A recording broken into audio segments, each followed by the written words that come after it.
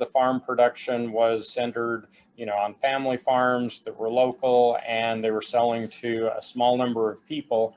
They weren't in direct competition. For instance, let's say you can grow tomatoes in Florida and California.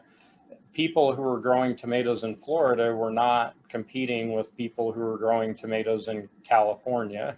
Now, not only are you competing between California and Florida, but you're also competing with other nations. You're also competing with hydroponic production, et cetera. And so there's, I think, a lot bigger demand for high productivity now than there was back then. Simply, you could make a profit because your competition scale was relatively small. You were selling in the same town to the same people, and you didn't have to outcompete somebody from another country or another state in order to be able to make a profit off of your food.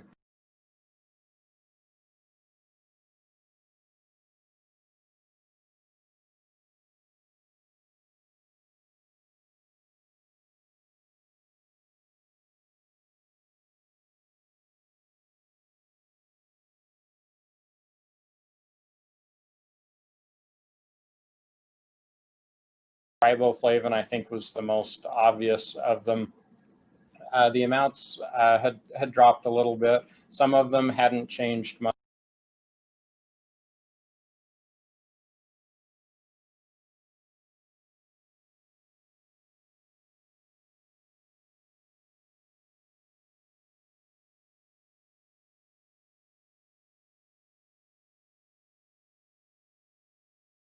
Part of the reason that it doesn't have a lot of coverage is the work that has been done on it has not pointed to a real big red flag in terms of the declining nutrition value. As I mentioned, probably the most famous paper is the paper by Davis. And again, within that, they couldn't point to a specific crop that they had a dramatic decrease in the quality in that case. And there's still heirloom varieties available, whether it be with tomatoes, whether it be with lettuce or other produce. And you can pay for the same varieties, you can pay for organic production today, just like you would have 50 or 60 years ago, if you're willing to pay extra money for it. And so to a large extent, it comes down to how much are we willing to pay for our food and how strict are we in terms of what we're willing to accept for our food. If you're willing to buy locally, if you're willing to buy organic, if you're willing to have a lot of control over the quality of the food that you buy, you can get a lot of the same similar characteristics today that you could 50 or 60 years ago.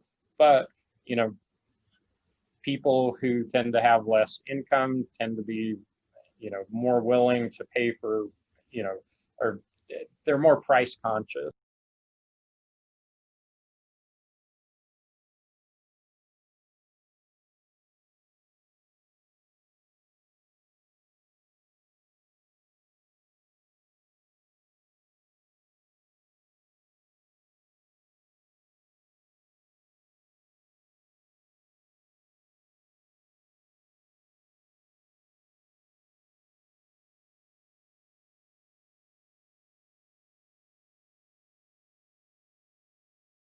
I would say that a lot's going to depend on how much productivity changes over that time.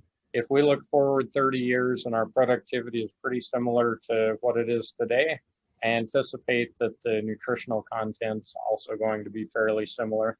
If we see massive increases in productivity, for any of a number of reasons, I mean, it's hard to look into the future and say what is the next big step that's going to increase productivity. But if productivity increases dramatically, that is something that we're going to have to look at, because there's always the risk that as you increase the total tonnage of crop, that you might be trading off with the quality of it as well. I remember when I was growing up, we used to buy Red Delicious apples at the grocery store, and they looked beautiful and they tasted like wood. And a big part of that was that, we were buying based on what they looked like rather than based on how they tasted. So anytime you put some type of a selection pressure in there, you're going to end up with something that doesn't necessarily have the same quality that you would hope.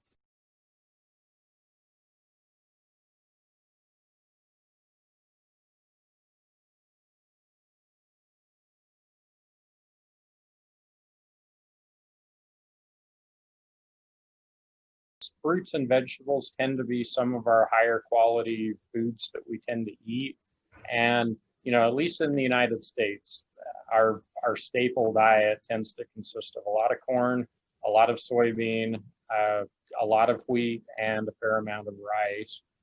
I would say that, largely those are going to control heavily any nutrient deficiencies that we tend to have in our diet. Um, a lot of times fruits and vegetables either get left off the table or, um, they tend to be supplementing something else, and they tend to still be a pretty high quality material.